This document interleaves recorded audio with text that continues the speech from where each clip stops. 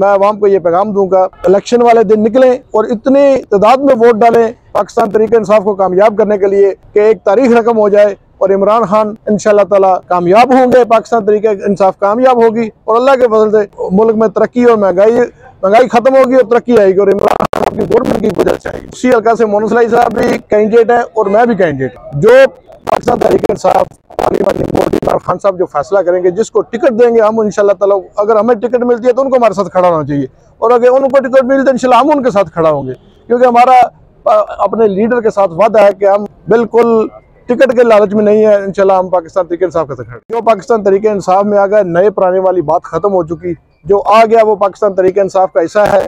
खान साहब फैसला करेंगे इंशाल्लाह ताला हम उसकी पाबंदी करेंगे।